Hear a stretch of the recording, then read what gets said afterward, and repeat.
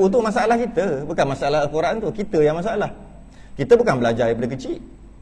Kita bukan belajar agama daripada kecil. Kita bukan belajar cara-cara untuk memahami Al-Quran daripada kecil. Mana ada? Malah kita belajar agama ni part time kan? Part time ke full time belajar agama? Senang je nak tahu part time full time. Kita dapat 24 jam sehari Allah bagi. Berapa lama untuk belajar agama? Senang je. Kita nak boleh cakap, saya belajar full time. Cakap yang boleh cakap. Saya belajar part time. Semua orang boleh cakap full time ke part time. Kita tengok 24 jam. Berapa lama belajar agama sehari? Apa? Sejam ada? 2? 3 jam? 3 jam hebat dah tu. 3 jam tu hebat dah. Sejam. Itu pun kadang-kadang ada, kadang-kadang tak ada. Itu pun waktu maghrib aja. Itu pun kalau sejam dah lengah. Maknanya 24 jam sejam. Boleh tak kita kata kita belajar agama ni part time? Kena. Memang kena. Jadi boleh kerana part time, kita tak mampulah nak ambil daripada Quran. Bukan sebab masalah Quran tu, masalah kita buat agama kita sebagai part time, bukan full time. Oleh sebab tu, oleh kerana tu, kita tak faham, tak dapat mampu ambil daripada Quran, maka kita ambil daripada kitab-kitab para ulama. Yang mana para ulama dia belajar agama full time. Kita yang part time, maka kita ambil daripada kitab-kitab dia. Jadi nak tak nak kita perlu belajar ilmu berkaitan dengan pegangan tadi. Kita kena, nak tak nak kena belajar dan kena pegang. Kena pegang. Cuma ilmu ni biasanya syaitan akan kacau. Dari segi kita malas sembahyang, malas bangun tidur, malas puasa, malas tutup aurat dan sebagainya lah. Itu tak perlu syaitan kacau dah. Itu memadai dengan nafsu kita kalah lah. Memadai dengan nafsu kita dah kalah. Setan dia kerja dia kacau akidah je, pegangan. Tentang pegangan kita pada Allah, pegangan kita pada Rasul, dia kacau itu je. Ingat kita malas sembahyang tu, Allah nak bangun sembahyang malasnya. Ingat setan kacau ah? Tak, diri kita kacau. Buktinya apa? Buktinya pada bulan puasa. Kenapa payah juga nak bangun ketika nak solat tarawih? Sini buat 20 ke 8? 20. Yang masa 12, 13, 14, 15 rakaat tu, rakaat ke 18, 19. Malah nak bangun. Rasa berat. Kita kata setan kacau ni. Tak, diri kita. Setan ni ikat dah kan? Buktinya masalah penzahiran ibadah sebenarnya diri kita kalah dengan diri sendiri ataupun nafsu. Nafsu tu kita lah. Ya ayyatuhan nafsul mutmainnah. Nafsu yang telah tenang, nafsu yang telah kita didik. Kitalah nafsu. Sebab tu kita panggil ni nafas. Asal perkataan nun fasin aja, tukar baris aja. Nun baris atas, fa baris atas, sin, nafas. Nun baris atas, fa tu mati, sin tu baris depan, nafsu. Sin tu baris bawah, nafsi, diri kita. Nun tu baris bawah, fa tu baris atas, nifas. Darah nifas kata tu, keluar nafas tu, yang sebab tu nama darah nifas. Kan kita panggil darah nifas tu kan, kerana keluar nafas bayi tu, sebab tu dia panggil darah nifas. Maknanya nafsu-nafsu ni kita sendiri, diri kita sendirilah nafsu ni. Nafsu-nafsu ni diri kita sendiri. Jadi kita biasanya dalam masalah ibadah yang kita nak buat, bukan setan nak kacau kita, tak ada. Bukan. Diri kita kalah dengan diri kita. Tapi berkaitan dengan akidah, nak belajar ilmu tauhid, masa ni macam-macam. Masa ni semua penyakit datang. Percayalah. Gaut datang, darah tinggi, kecil manis, semua datang time ni. Paling senang datang sakit lutut dengan kebas buku lali. Masa ni, masa belajar ilmu yang akidah pegangan. Yang peliknya bila wallahu alam terus sihat. Buktinya, saya sebut itu buktinya apa? Buktinya itu cuma khayalan je yang sakit. Sekejap lagi tak sakit lagi ni, sekejap lagi. Saya tak masuk lagi, nak masuk ni, nak baca kitab dah ni. Bila baca sekejap lagi, macam-macam penyakit datang. Sakit kepala, nak muntah, rasa macam-macam penyakit lepas ni datang. Okey? Habis je sembahyang isyak nanti, tak ada pun pergi beratur kat klinik. Pakak-pakak kenapa tadi pakak-pakak sakit? Kuliah tadi kan pakak-pakak sakit. Ada sakit kepala, ada sakit pinggang, ada sakit lutut, ada kebas, macam-macam. Kenapa lepas sembahyang tak ada pakak-pakak beratur kat klinik? Menandakan sakit tu khayalan je. Setan je kerja. Tapi kalau mengaji mungkin buat fiqh, kan seronok. Cerita tentang sirah Nabi, kan seronok. Biasanya tak rasa. 2 jam tak terasa. Sebab apa? Sebab dia seronok. Bila seronok, mana nafsu kita? Nafsu kita suka. Nafsu tu kita lah. Sebab nafsu ni ada tahap baik, ada tahap yang tak baik. Bukan sebut nafsu je tak baik. Yang tak baik itu ammarah, nafsu lawamah. Dia ada nafsu yang baik. Kita bagi nafsul mutmainnah. Jadi semua tu yang kita malah ada buat, semua nafsu kita. Bukan setan duk kacau. Setan hanya kacau bila nak mengaji bab ketuhanan, kerasulan. Dari sudut akidah, dari sudut pegangan, masa tu setan pakat-pakat mai kacau. Itu mai kacau. Sebab itulah kalau kita tengok kat mana-mana je, cuba tengok pengajian akidah di surau masjid, berapa banyak? Dan tengok pengajian fiqh di surau masjid, berapa banyak? Tengok pengajian tasawuf, penjagaan hati di surau masjid, berapa banyak sebulan? Dan tengok ceramah umum, berapa banyak? Yang mana mendominasi? Ceramah. Sebab apa? Ceramah semua orang suka. Dan semua tak penat, tak ada sakit lutut, tak ada sakit kaki, semua tak ada. Semua orang seronok. Bukan kata salah. Nak bagi tahu, itulah tempat yang setan duk kacau ni, itulah yang betul. Kalau setan dah tak kacau, maknanya tak betul dah tu. Tak betul lah. Kita tu dah tak betul lah. Setan tak ada kacau aku pun dia tu. Tu hati-hati kalau kita tak pernah kena ganggu setan. Dia kata aku tak, pukul 3 bangun sendiri, 3 celek mata, bangun sendiri. Sahajud mudah, tak ngantuk pun. Hati-hati. Orang lain kena kunci jam, dia pukul 3 celek, terbangun. Tu tahajud. Mudah bagi dia untuk buat. Sedangkan itu nafsu tak suka. Bila nafsu tak suka, sepatutnya payah. Tapi dia paksa buat juga. Tapi dia mudah, malah pukul 3 jaga sendiri. Bukan kata semestinya, tapi hati-hati.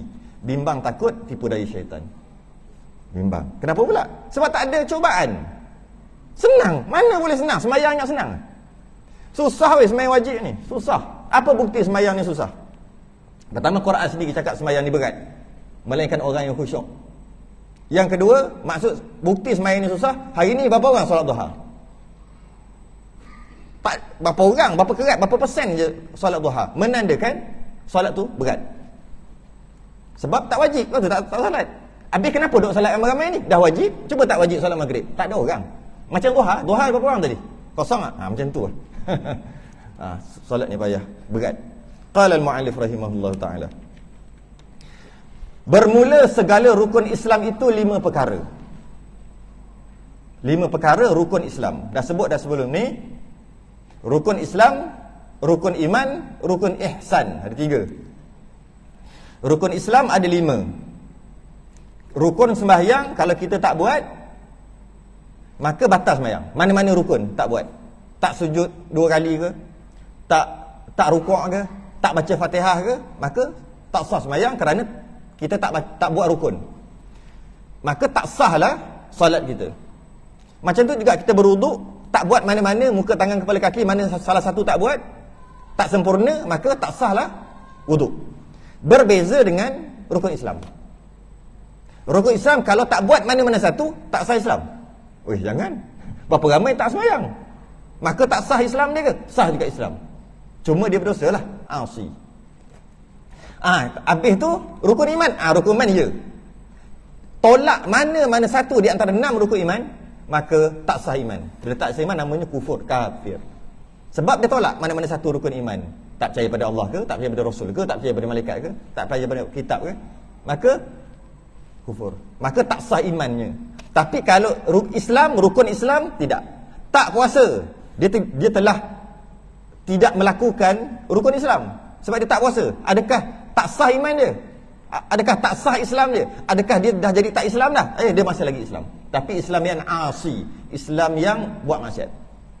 Takut faham. Sebab dia sebut rukun Islam. Yang kita faham rukun ni kalau tak buat, tak sah. Nanti yang kita katakan tak buat rukun Islam, mana-mana satu, tak sah Islam. Jangan gitu. Bukan gitu. Okey. Pertama, mengucap dengan lidah. Mengucap dengan lidah. Sebab mengucap. Bila mengucap tu lafaz lah, dengan lidah. Bukan tu aja, dan menyungguh dengan hati.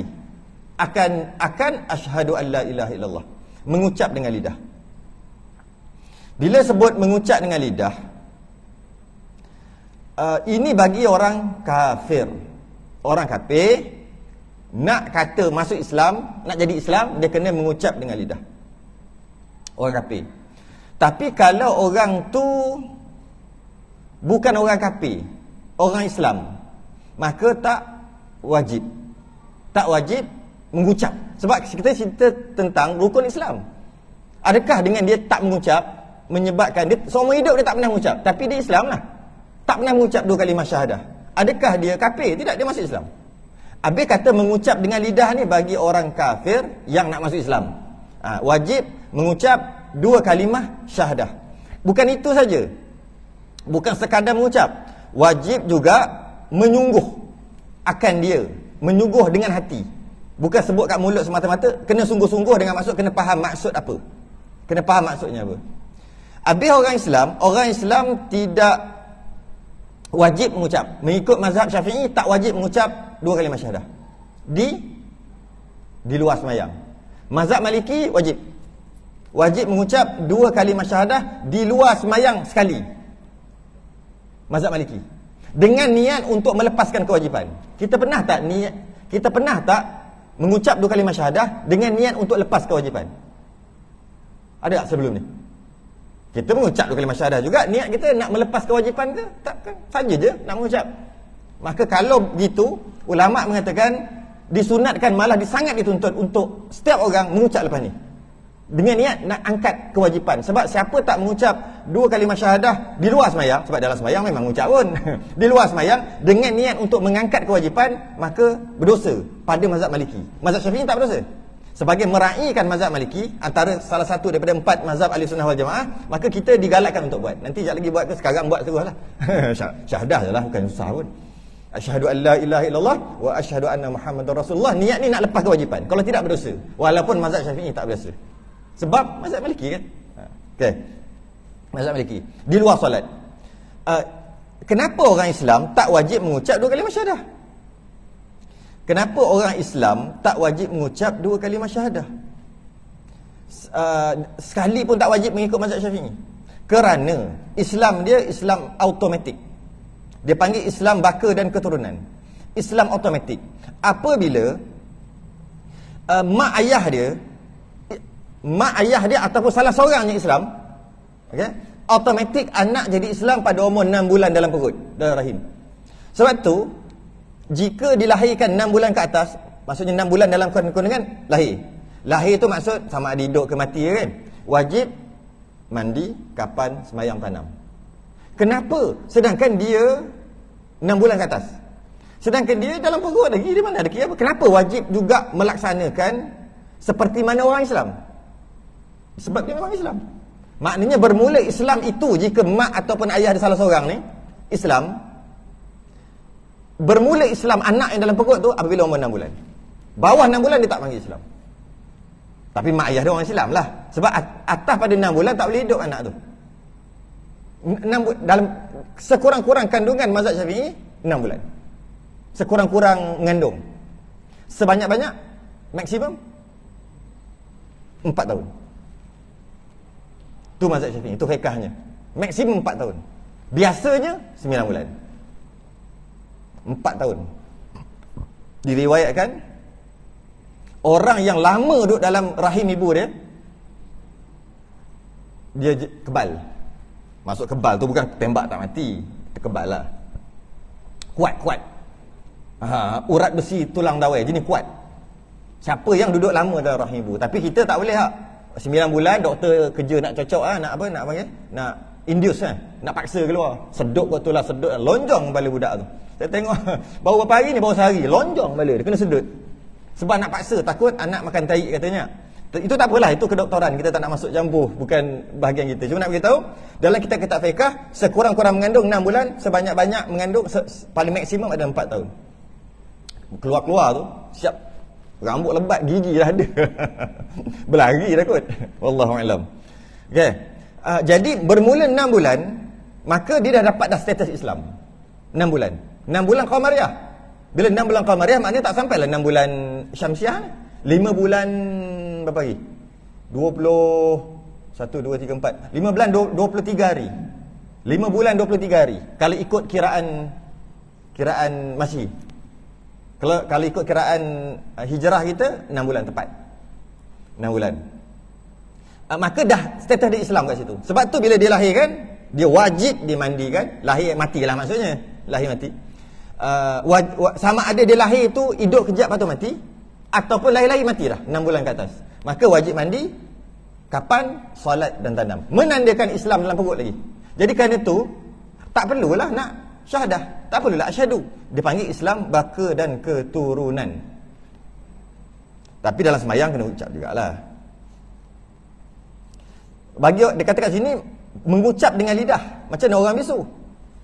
Maka orang bisu nak macam mana dah tak ada suara. Dia kafir lah maksudnya. Kalau dia dah memang mak ayah di Islam, dia Islam automatik. Kalau orang kafir nak masuk Islam, jika dia boleh buat bunyi, dia kena buat bunyi. Bunyi macam gitu kan. Kan ada orang bisu yang bunyi yang tak faham apa tu, ada kena buat bunyi. Tapi dia buat bunyi tu dengan maksud tadi itulah. Maksud aku naik saksi tidak ada Tuhan yang layak disembah dengan sebenar-benar melainkan Allah, dan aku naik saksi bahawa Nabi Muhammad itu pesuruh Allah. Dipegang gitu dalam hati, dia buat usyar macam itulah. Kalau dia langsung tak boleh, macam tu je. Dengan cakap dalam kepala macam itulah. Pegang je. Adalah bahasa dia gitu gini gitu gini. Tahu lah, dia faham lah benda tu. Ada bahasa dia. Sebab dia bisu lah. Jadi maka kat sini mengucap dengan lidah hanya orang yang boleh ada suara lah. Bagi orang yang bisu, maka mengucap dengan lidah tu dikecualikan bagi dia. Erti ni yang nak menyungguhkan ni. Ketahui dengan hatiku dan ku tasdikkan dengan tasdik yang putus. Tasdik, pegang sungguh. Tasdik ni sidik lah. Sidik tu kan benar, tambah ta kat depan jadi tasdik. Sidik kan, sidik amanah tabligh fataunah tu sidik kan benar. Nabi kan bersifat tasdik contoh kan. Nabi antara sifat dia adalah tasdik, antara sifatnya adalah sidik. Kenapa sidik? Maksudnya benar. Tasdik tambah ta kat depan. Tasdik dengan maksud membenarkan lah. Hendaklah ku tasdikkan, aku membenarkan dengan tasdik, dengan benar-benar. Dan ku tasdikkan, dan aku membenarkan dengan tasdik, dengan benar. Double benar tu. Yang putus jazam. Putus ni jazam. Bahasa sekarang 100% lah. 100% lah, tu jazam.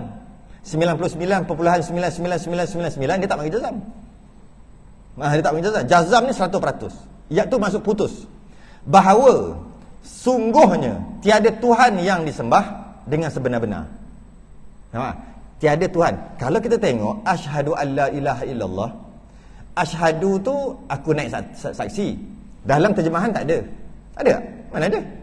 Kita faham asyhadu tu aku naik saksi. Dalam terjemahan ku ketahui dengan hatiku. Bukan naik saksi. Itulah makna dia. Yang aku naik saksi itu terjemahan. Terjemahan kita tak nak. Yang kita nak faham ke tak? Setakat terjemahan tak mahu. Jadi asyhadu tu aku naik saksi. Makna dia tu, aku tahu dengan hati aku dan aku benarkan dengan yang benar. Benar tu pula putus, pegang sungguh. Tu asyhadu. Okey. Alla ilaha, bahawa sesungguhnya la, tidak ada ilah Tuhan illa melainkan Allah. Tapi dalam erti ni lain. Dia kata apa? Bahawa sungguhnya tiada Tuhan. Betul dah. Allah, la tu tiada Tuhan. Ilaha, Tuhan yang disembah dengan sebenar-benar mana? Tak ada pun dalam tu. La ilaha je. Maksudnya la ilah, tidak ada ilah. Kalau kita terjemahkan ilah tu dengan Tuhan, tidak ada Tuhan. Ilah melainkan. Mana datang tiada Tuhan, itu ada, yang disembah dengan sebenar-benar? Mana datang? Itulah makna dia. Itu yang nak kena pegang. Bukan kita nak pegang aku naik saksi bahawa tiada Tuhan melainkan Allah. Bukan nak pegang tu. Yang kita nak pegang aku naik saksi dengan maksud aku pegang sungguh jazam 100% bahawa asyhadu alla ilaha, tidak ada ilah, tidak ada Tuhan. Apa maksud tidak ada Tuhan? Tidak ada Tuhan yang disembah dengan sebenar. Dengan sebenar. Ini yang saya sebut awal-awal lagi tu. Tidak ada Tuhan yang disembah dengan sebenar. Jadi maknanya bila kita nak tolak, kita akan nak tolak lah ni. La ilah, tidak ada Tuhan yang berhak disembah dengan sebenar. Kita dah sebut sebelum ni kan. Jadi yang kita tolak tu apa? Ramai orang dia tolak Tuhan batu, Tuhan kayu, Tuhan orang, Tuhan tu lah. Tuhan orang kafir tu lah. Betul saya panggil Tuhan batu sebab batu tu dibuat, orang kafir kata itulah Tuhan aku. Kita dah tolak Tuhan batu tu. Kita dah tolak Tuhan orang. Contohnya Nabi Isa. Nasrani kata Nabi Isa tu Tuhan kan. Kita tolak Nabi Isa bukan Tuhan. Kita tolak gitu. Adakah kita tolak Nabi Isa bukan Tuhan? Adakah kita tolak Nabi Isa Tuhan dengan maksud Nabi Isa bukan Tuhan? Adakah kita tolak batu tu, yang mana batu tu bukan Tuhan? Tolak. Tidak. Bukan kita nak tolak tu. Saya dah sebut sekali, nak ulang sekali lagi. Bukan kita tolak tu. Tak kisahlah Tuhan-Tuhan mana yang ada dalam dunia ni. Saya pun tak sempat nak Google tengok berapa banyak Tuhan ada. Berjuta-juta kata Tuhannya ada. Banyak jenis Tuhan sampai berjuta. Tak kisahlah apa nama Tuhan yang lain. Kita nak tolak yang juta-juta Tuhan yang satu dunia ke? Bukan. Kita nak tolak Tuhan yang daripada dulu zaman Nabi Adam, Idris, Nuh, mungkin dah ada dah. Tuhan yang mereka yang mensyirikkan Tuhan ada dah. Nak tolak yang tu semua ke? Yang kita kata nak kata Allah hanya Tuhan yang sebenar. Mereka-mereka yang tadi juta-juta yang mereka yang mengaku Tuhan tu, semua aku nak tolak. Bukan. Kita bukan nak tolak tu. Sebab dia kata, yang nak tolak ni, apa yang nak tolak? Apa yang nak dinafikan? Apa yang nak ditolak? Tuhan yang disembah dengan sebenar-benar. Adakah batu tu Tuhan yang disembah dengan sebenar-benar? Tak kan? Maksudnya batu tu bukan Tuhan. Dia cuma didakwa Tuhan. Orang dakwa Tuhan. Jadi kita bukan nak tolak batu. Habis kita nak tolak apa? Nak tolak satu diri, satu zat Tuhan yang sebenar-benar, yang berhak disembah dengan sebenar-benar, yang mempunyai sifat-sifat kesempurnaan. Kita nak tolak yang itu. Kerana kita nak kata Allah lah Tuhan yang sebenar. Soalannya, adakah Tuhan selain daripada Allah yang berhak disembah dengan sebenar? Tuhan yang sebenar, yang mempunyai sifat-sifat ketuhanan. Ada ke selain daripada Allah? Mana ada? Maka sebenarnya kita tolak yang tak ada. Nak bagi tahu Allah Tuhan sungguh. Kalau ada macam Allah pun aku tolak. Tapi tak ada. Mana ada? Allah satu-satunya Tuhan yang berhak disembah dengan sebenar-benar, yang mempunyai sifat-sifat ketuhanan. Habis batu tu tak mempunyai sifat ketuhanan. Nak sifat ketuhanan, apa kita tolak pun dia pecah. Apa maksud Tuhan yang mempunyai sifat ketuhanan ni? Apa maksud dia? La ma'buda bihaqqin illallah. Yang berhak disembah dengan sebenar-benar, melainkan Allah sahaja yang berhak disembah dengan sebenar-benar, kerana Allah itulah adalah Tuhan yang mempunyai sifat-sifat kesempurnaan. Yang lain dipanggil dakwaan Tuhan, tapi dia bukan Tuhan. Jadi lepas ni, bila kita kata asyhadu an la ilaha illallah, kita bukan dalam bayangan kita, dalam pegangan kita, bukan kita tolak batu, kayu, orang, bukan. Dia tu kata tu Tuhan, aku tolak, tu bukan Tuhan. Dia tu kata dia Tuhan, aku tolak, tu bukan Tuhan. Bukan, kita dah tak tolak tu dah. Kenapa kita tak tolak tu? Kerana dia bukan Tuhan, tak perlu nak tolak. Dia bukan Tuhan, nak tolak apa-apa? Kenapa kita mengiktiraf dia Tuhan, kemudian kita tolak? Kita iktiraf tu Tuhan dulu. Tu Tuhan, tu Tuhan, tu Tuhan, tu Tuhan. Tuhan kapin. Tuhan, Tuhan, Tuhan, Tuhan, Tuhan, Tuhan. Aku tolak semua Tuhan ni. Tuhan aku iaitu Allah adalah yang sebenar-benar. Buat apa?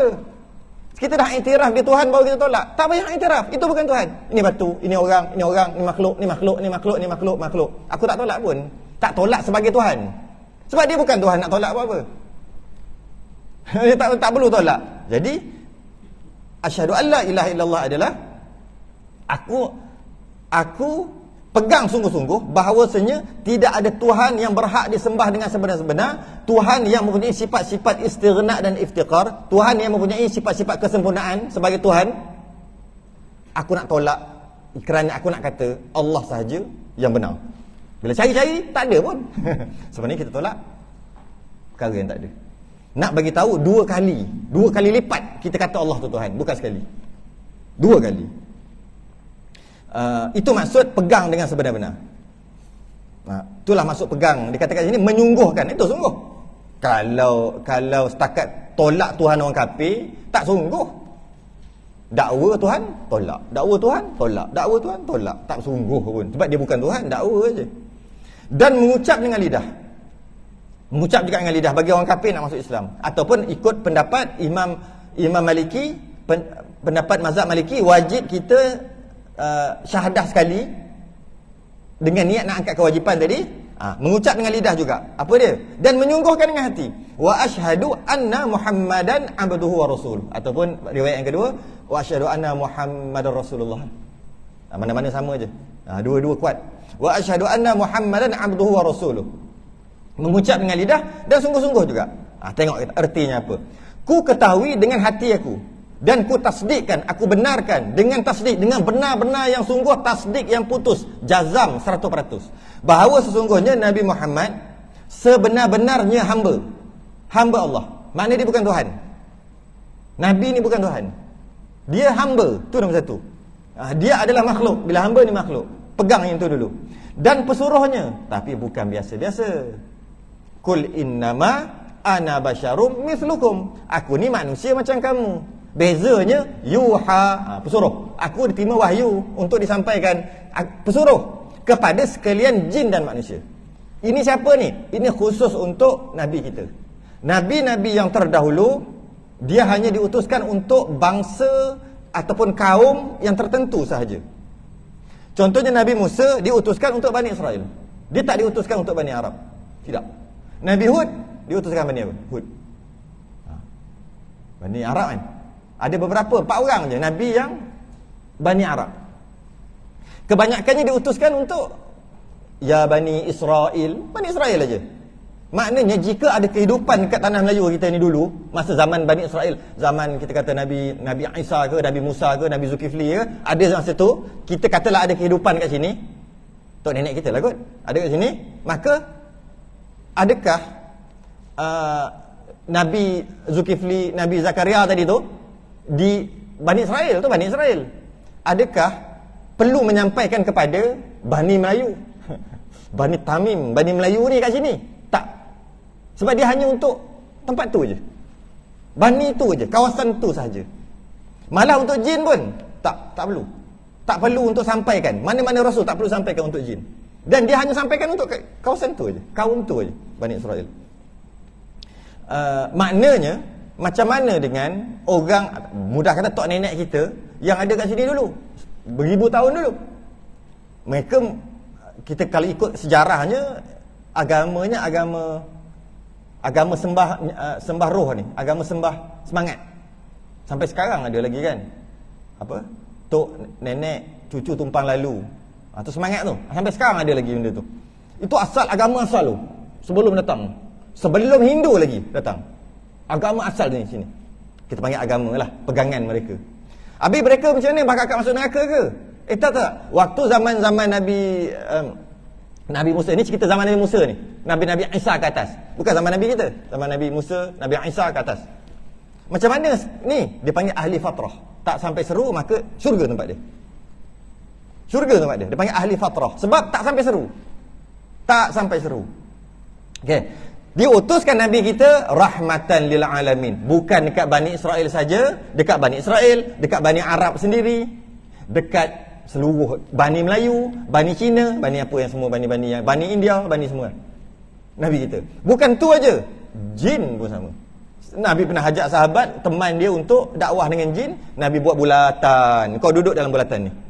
Kau duduk dalam bulatan ni, aku nak pergi dakwah dengan jin. Kau jangan keluar. Kalau kau keluar, aku tak boleh tolong nanti kalau apa-apa jin buat kat kau. Jin ni lain macam sikit. Maka dan dalam Quran juga ada surah jin.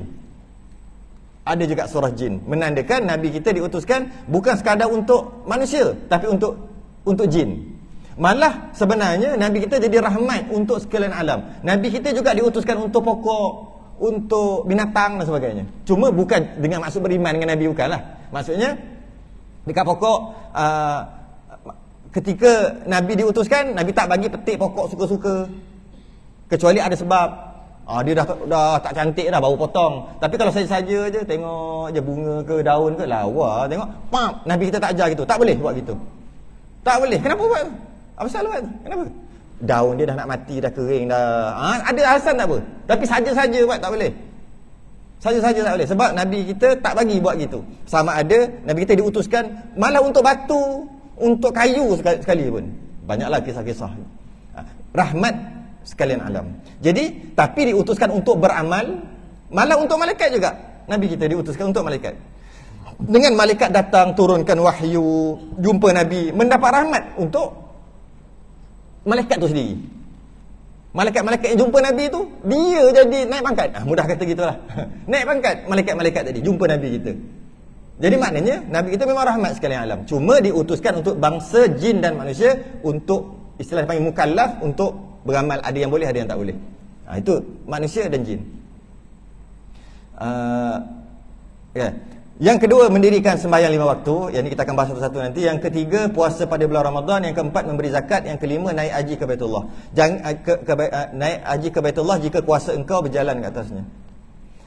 Berjalan tu maksud pergilah. Kuasa tu pula macam-macam kuasa. Kuasa tu maksud ada duit untuk pergi, ada bekalan untuk pergi. Bukan duit lah, ada bekalan untuk pergi. Ada bekalan bila pergi tinggal anak isteri punya makanan, makan minum macam mana, ada bekalan semualah. Lepas tu perjalanan tu tak ada perang, tak ada lanun duduk tengah-tengah jalan, nanti menyebabkan susah. Tak ada, masa tu masuk kuasa.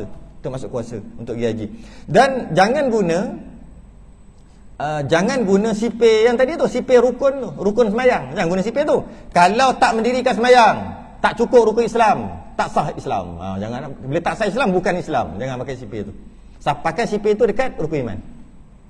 Tak puasa bulan Ramadan, tak cukup rukun Islam, maka tak sah Islam kau. Jangan cakap gitu weh. Tak bayar zakat, menyebabkan hilang satu rukun Islam, tak buat rukun Islam, satu rukun Islam, maka tak sah Islam kau. Jangan cakap itu. Tak pergi haji jika mampulah. Kalau tak mampu tu tak apa. Mampu pun tak pergi juga, maka tak sah Islam kau sebab rukun Islam satu tak buat. Tak begitu. Tak begitu, tidak begitu. Dia cuma jika mampu tapi tak buat, berdosa, asi, fasik, tapi bukan kafir, masih lagi Islam. Yang kafir tu yang syahadah yang pertama tu. Kafir jadi Islam, syahadah yang nombor 1. Sebenarnya rukun Islam yang pertama, iaitu mengucap 2 kalimah syahadah, merangkumi yang kedua, ketiga, keempat, kelima. Katalah rukun Islam ada 1. Memadai dah sebenarnya. Iaitu asyhadu an la ilaha illallah, aku nak saksi tidak ada Tuhan yang berhak disembah dengan sebenar-benar melainkan Allah. Wa asyhadu anna Muhammadar Rasulullah, aku naik saksi bahawa Nabi itu pesuruh Allah. Bila sebut pesuruh, Allah yang suruh Nabi ni sampai kat kita sesuatu sebagai orang tengah. Allah suruh Nabi kita sampaikan kat kita. Yang Nabi suruh sampai kat kita tu, buat semayang, buat puasa, buat zakat, buat haji. Jadi kalau beriman hanya dengan rukun Islam yang pertama, dah memadai sebenarnya. Macam mana? Kenapa tak semayang? Aku tak percaya kena semayang. Percaya tak Allah? Percaya tak Rasul? Percaya. Tapi aku tak nak semayang. Aku rasa semayang tak ada. Mana boleh? Sebab bila kata percaya pada Rasul, apa yang Rasul bawa mestilah percaya sekali. Antara yang Rasul bawa suruh semayang. Tiba-tiba dia kata semayang tak payah, tak perlu semayang, aku tak percaya dekat semayang, tapi aku percaya kat Allah dan Rasul. Bohong. Mana boleh? Kalau percaya kat Allah dan Rasul, mestilah percaya apa yang Rasul tu bawa. Kalau percaya apa yang Rasul bawa, apa yang Rasul bawa? Itulah solat, puasa, zakat. Jadi memadai sebenarnya rukun yang pertama. Sebenarnya telah memadai rukun Islam yang pertama, maka merangkumi semua, tapi tetaplah didetailkan juga. Nak apa? Nak azan. Okey. Lepas ni kita masuk macam mana boleh ada rukun Islam. Ada cerita macam mana rukun Islam tu ada 5. Istilah dipanggil hadis Jibril. Jangan ke mana-mana. Sambung selepas ini macam iklan pula. Tunggu azan lah.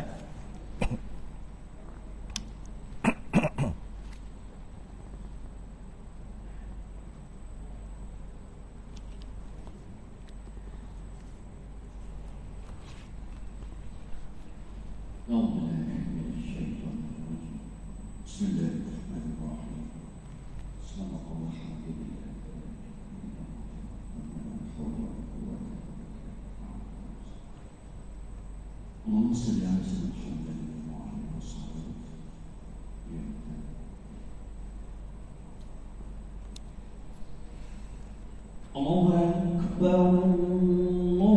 Akbar, Allahu Akbar. Allahu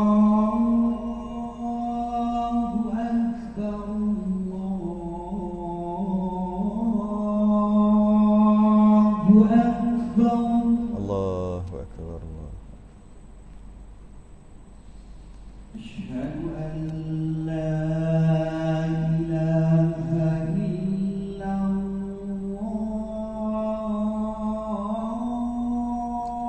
Asyhadu an la Asyhadu an la ilaha illallah.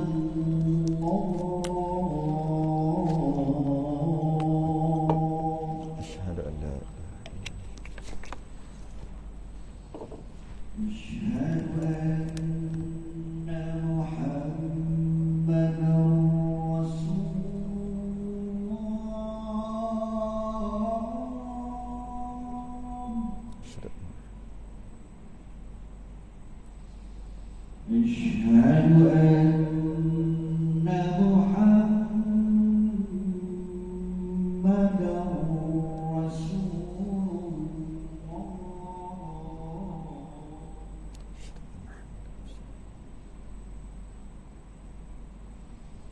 حي على الصلاة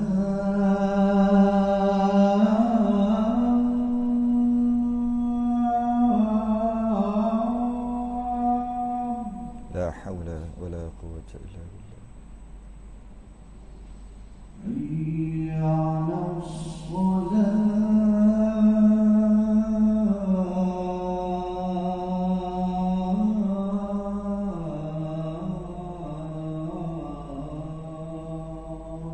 لا حول. حي على الفلاح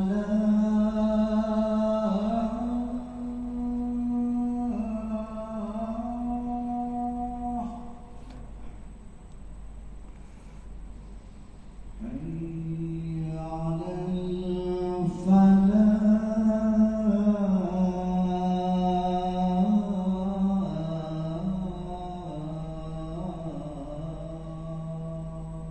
لا حول ولا قوة إلا بالله.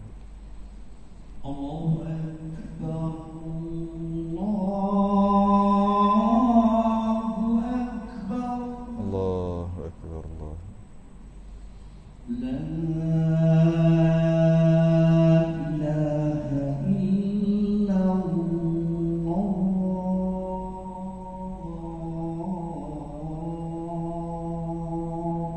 لا إله. الصلاة القائمة آت محمد وابعثه المقام محمد.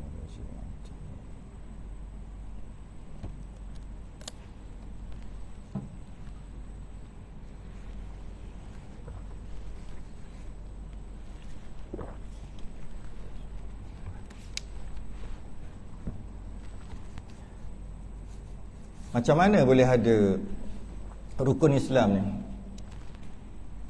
Pensyariatan rukun Islam ni yang ada 5, lepas ni rukun iman ada 6. Dia ambil ada satu hadis terkenal dengan nama hadis Jibril. An Umar radhiyallahu anhu kata Sayyidina Umar pada satu hari, bainama nahnu julusun inda Rasulillah sallallahu alaihi wasallam, kami duduk bersama Nabi pada satu hari. Zata yaumin idh tala alaina, datang seseorang idh tala alaina rajulun, lelaki, syadidu bayadhi thiyabi syadidu sawadi sya'ri, seorang lelaki baju sangat putih melepak baju dia, rambut sangat hitam, la yura alaihi atharus safar, tak ada tanda pun dia musafir, tanda orang yang datang jumpa Nabi. Wala ya'rifuhu minna ahadun, seorang pun di antara kami tak kenal siapa dia. Hatta jalasa ila Nabi sallallahu alaihi wasallam, datang jumpa Nabi, fa asnada rukbatayhi ila rukbatayhi, dia pelaga lutut dia dengan lutut Nabi. Nabi tengah duduk macam tayar awal tu, dia pelaga macam tu, duduk dekat-dekat semua. Wa wada'a kaffaihi ala fakhidhihi wa qala, datang duduk dekat-dekat sungguh, pegang lagi Nabi. Ya Muhammad akhbirni 'anil Islam, wahai Muhammad ceritakan dekat aku tentang Islam. Pelik tu orang ni. Pertama berani dia letak gitu, dekat tu, maknanya orang yang rapat sungguh je yang berani duduk dekat tu. Satu, pelik dah, tak kenal siapa dia ni. Pakai baju warna putih, rambut hitam, wangi, handsome orangnya, pemuda. Lepas tu tanya, cakap ya Muhammad. Biasanya orang waktu tu dia tak panggil ya Muhammad, dia panggil ya Nabi Allah, ya Rasulullah. Yang mereka kata syafi'ina wa zukhrina wa maulana Muhammad, macam tu. Tapi dia tak, wahai Muhammad, gitu je, panggil nama.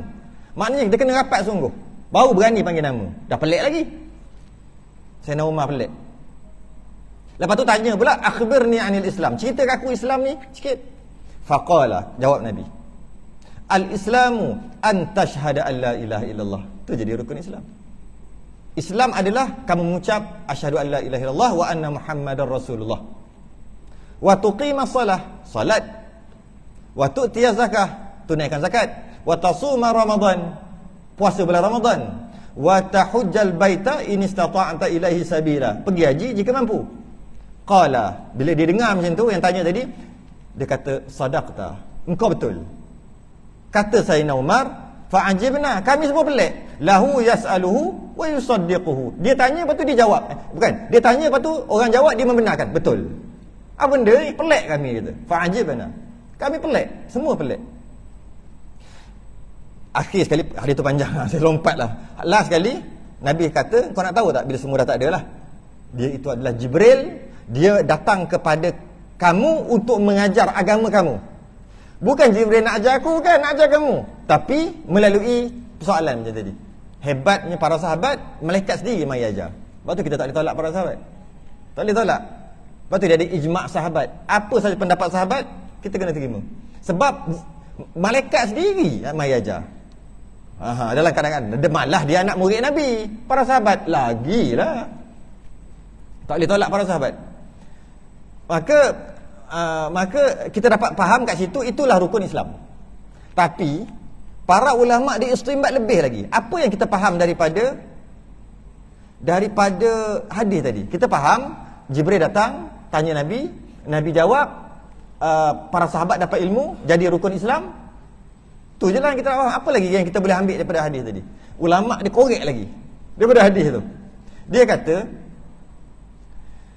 bila Jibril datang mari ajar kamu, maknanya yang dengar tu namanya belajar. Iyalah, Nabi kata Jibril datang untuk ajar kamu agama kamu.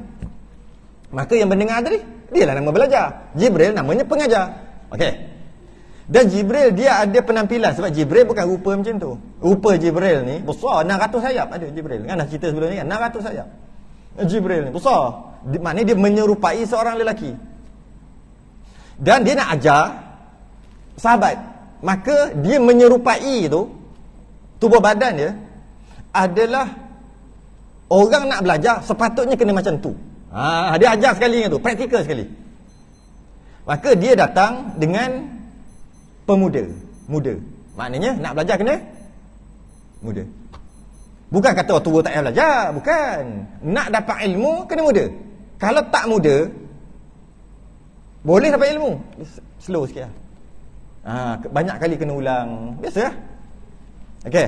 Jadi untuk dapat ilmu yang sebenar-benar, dia mesti muda. Tu yang pertama. Jibril pula, dia rambut dia hitam. Maknanya maknanya masih lagi tak beruban. Dan bila rambut ni tersisir rapi, maksudnya nak belajar dia kena kemas. Kalau tidak, ilmu tu payah nak masuk. Kemudian antara adab-adab belajar lah. Kemudian rambut, janggut hitam, fizikal tu kemas. Kemudian wangi-wangi, berwangian. Betul, kadang-kadang belajar payah nak faham, ambil minyak apa, minyak wangi, pakai. Kadang-kadang kena sugi. Antara sugi untuk mencerdikkan akal. Tak faham, ambil sugi. Masa tu juga, tunduk sikit. Masa tu juga untuk dapat ilmu. Semua tadi yang ada dekat Jibril diperlukan untuk seseorang itu jika dia nak ilmu sungguh. Kalau betul nak ilmu sungguh. Dia tak boleh sekadar mendengar aja, tak memadai. Untuk dapat ilmu, untuk duduk dalam majlis ilmu dapat dah. Untuk dapat fadilat ilmu dapat dah. Fadilat majlis ilmu dapat dah. Untuk dipayungi oleh sayap malaikat dapat dah. Untuk pahala dapat dah, semua dapat. Ilmu dapat dah. Kat situ lah. Ilmu dapat pula ada banyak macam-macam. Ada ilmu dapat, langkah keluar hilang lah. Sampai kat rumah tak ingat lah. Sampai bila nak amal ilmu yang belajar, tak boleh nak amal lah. Tak ingat ke, tak berani, tak confident. Ilmu juga, tapi kita tak mau ilmu gitu. Pahala memang dapat awal dah. Semua fadilat semua dapat dah. Cuma ilmu dapat ke tak? Ilmu ni sampaikan, bila nak amal boleh amal, bila orang tanya boleh jawab. Ilmu. Jadi nak ilmu dan nak beramal dengan ilmu, dia kena sempurnakan tadi. Kalau tidak, antara lagi kena bawa senjata, baru dapat ilmu. Tak bawa senjata, tak dapat ilmu. Senjata apa? Bawa parang? Bukan. Bawa pen, bawa kertas lah. Sebab nak ikat dia. Kalau tulis, memang banyak boleh tulis, point. Tapi kalau harapkan ni kitanya, ingat kita, masih ni ingat. Tersepak depan. Allah, seliuk. Tangga tadi, langkah salah tangga. Allah, habis lah. Cari mana selipar tadi?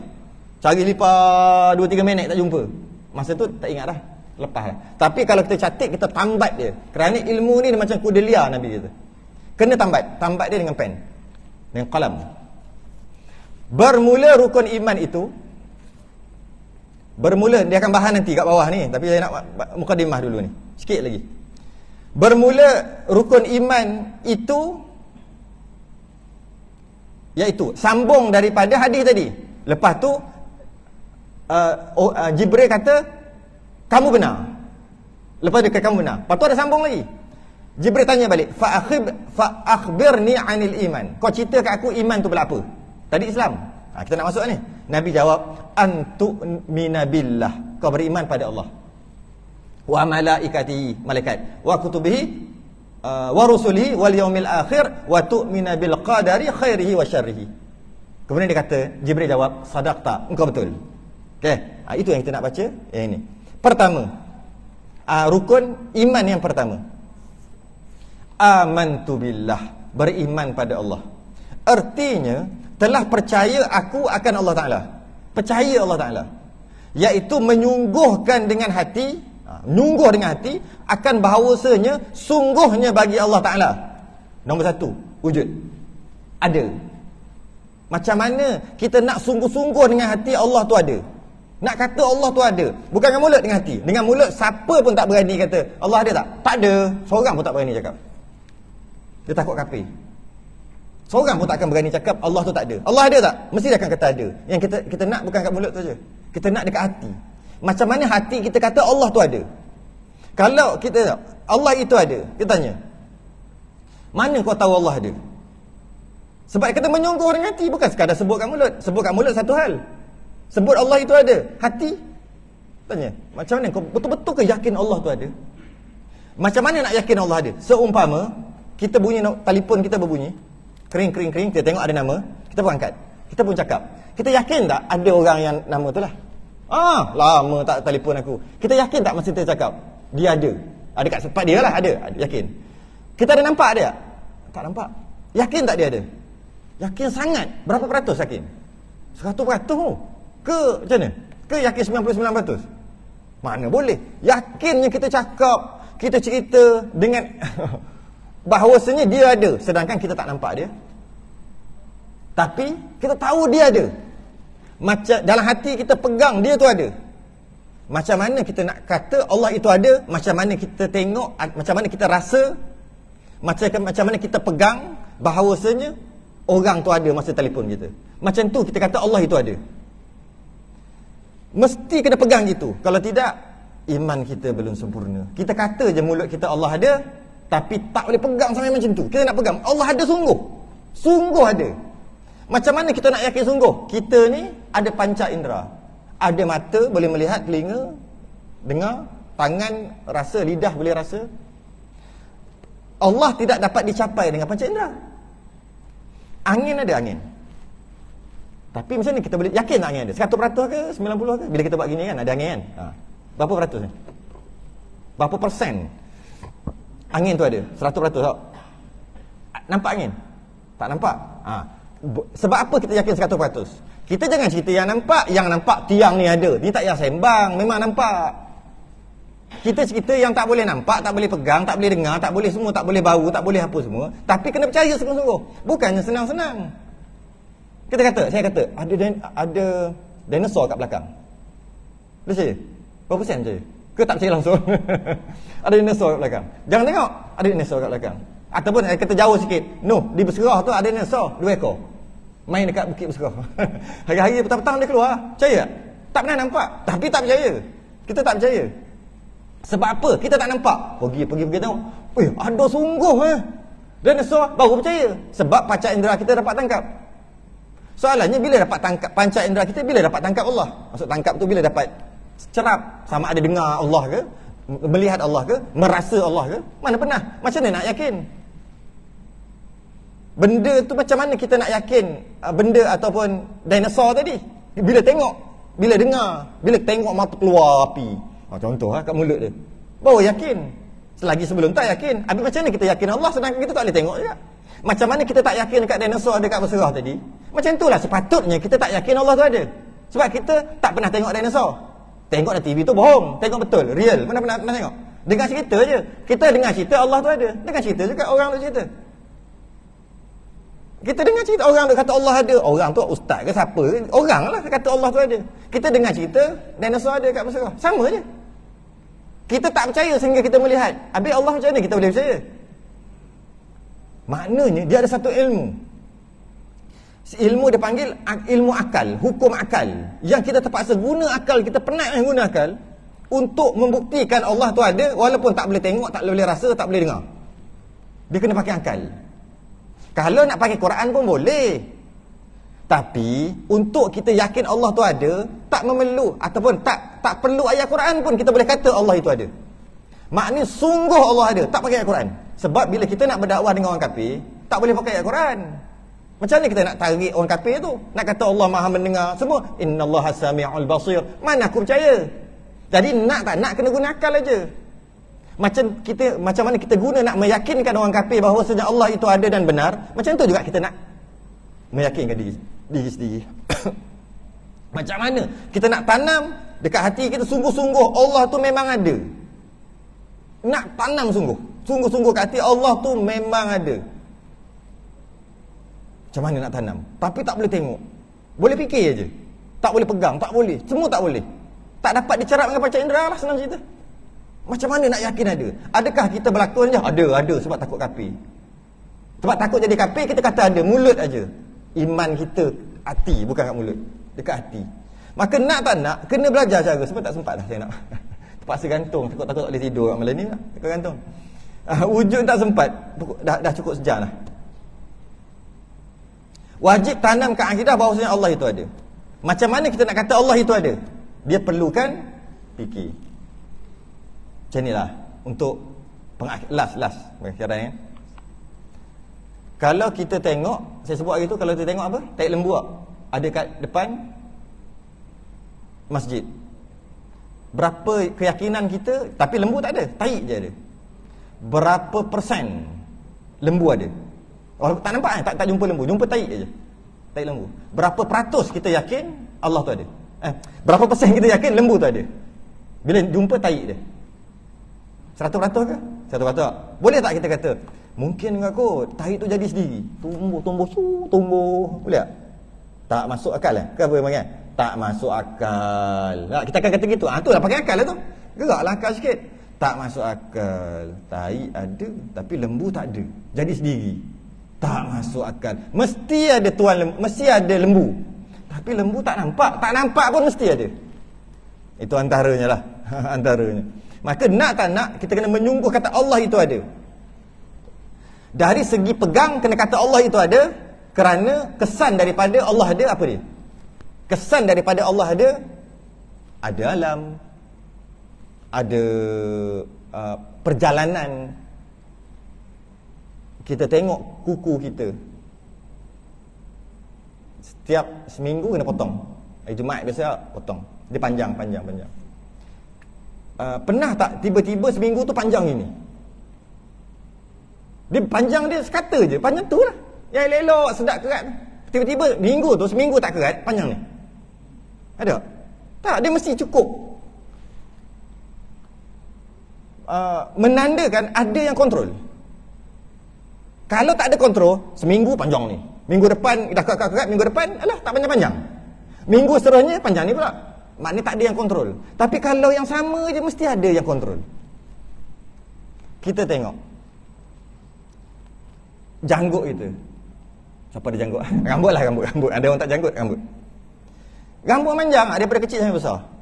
Bila kita korek dekat umbi tu, ada tak bergulung-gulung rambut? Mana datang rambut jadi panjang ni? Mesti ada yang buat. Di situ kita boleh kata ada yang buat. Dia bukan. Pernah tak? Biasanya lebih kurang lah, pukul 7 cerah. 7 lebih sikit kita ambil purata pukul 7 cerah. Pernah tak pukul 10 pagi tak cerah-cerah? Pukul 7 pagi cerah. Setiap itu. Pernah tak 10 pagi tak cerah-cerah? Pernah tak pukul 12 tengah hari tak cerah? Tak pernah. Mesti ada yang buat. Kalau dia semula jadi sendiri, mesti kejap-kejap pukul 7 cerah, kejap-kejap pukul 7 tak cerah, kejap-kejap pukul 10 baru cerah, kejap-kejap pukul 5 pagi dah cerah. Tapi kalau tetap, dia mesti ada yang kontrol. Mesti ada yang kontrol. Sedikitlah tentang wujudan Allah. Kita akan sambung akan datang, tapi secara ringkas lah. Kita akan bincangkan tentang istilah dia panggil sifat salbiyah, iaitu qidam, baqa, mukhalafatuhu ta'ala lil hadith, qiyamu ta'ala binafsih, wahdaniyah. Ada 5 istilah yang sifat salbiyah: qidam, baqa, mukhalafah, qiyamuhu binafsih, wahdaniyah. Sekaligus kita bacalah. Sebab kita bukan ngaji kitab tauhid. Kalau kitab tauhid, setiap satu tu kita bahas sejam. Wujud sejam, qidam sejam, mukhalafah sejam. Kita ada kitab fiqh, dia lalu sekali jadi kita. Sekali dah lebih dah sejam 2-3 minit lah. Saya bajet sejam aja. Wallahu alam. Oleh kerana saya baru kat sini, mungkin tak tahu lagi, mungkin ada yang tak tahu. Saya setiap hari Selasa saya ada buat soal jawab. Apa sahaja berkaitan dengan agama, pukul 10 malam. Soal jawab pukul 10 malam. Dah daripada lama dah lah, bertahun daripada 2019 lagi. Setiap hari Selasa dia ada soal jawab pukul 10 sampai kurang pukul 1 pagi direct. Maknanya hari ni Selasa. Kan? Kebetulan Selasa. Jadi siapa ada nak dengar soal jawab, kadang-kadang boleh jawab dalam 100, kadang sampai 150 soalan satu malam hari Selasa tu. Tu minggu depan pula, minggu depan. Secara online kat Facebook. Boleh check Facebook saya atau boleh cari ni lah Facebook Live Alamin. Boleh cari untuk malam ni. Ada orang dia dengar, dia tak soal pun, seronok dengar orang tanya, kita jawab. Ada yang memang ada soalan-soalan. Jadi cuma kalau dia soal lambat, tunggu lah pukul 12 baru jawab, ikut turn lah. Memang berderu-deru lah soalan. Jadi siapa yang ada kat sini, sebab saya baru kat sini, siapa yang ada kat sini, siapa nak follow boleh lah, follow dengar je sambil tidur. Ada orang masa nak tidur tu dia dengar. Macam diuli-uli dia kata. Tak apalah. Jadi boleh follow lah nanti dekat Facebook saya. Soal jawab persoalan dan kemusykilan agama pukul 10 malam setiap hari Selasa. Wallahu alam. Ada lagi sebenarnya. Kalau nak mengaji tauhid, esok setiap hari Rabu pukul 9.30. Secara online juga, Zoom. Tapi dah tengah dah tauhid. Siapa orang perempuan ataupun orang lelaki ke nak belajar berkaitan dengan hukum haid dan nifas, hari Khamis 9.30 juga. Yang lepas maghrib memang ada kelas maghrib saya lah kat masjid surau. Ni yang lepas pada tu Zoom, pakai Zoom online lah. Jadi ada 3 hari, Selasa, Rabu, Khamis. Selasa soal jawab, apa saja soalan jawab lah. Boleh jawab kita jawab, tak boleh jawab pun kita jawab juga. Tapi jawab dengan wallahu alam. Mana boleh tak tahu mana boleh jawab. Hari Rabu kajian risalah tauhid, akidah. Hari Khamis perempuan haid dan nifas, istihadah. Hari Jumaat kelas talaqi pukul 10 malam sampai pukul 11.30, sejam lebih, dekat Indara Mahkota 15, Masjid Salahuddin Al-Ayyubi. Direct lepas isyak semua ada. Selasa, Rabu, Khamis, Jumaat.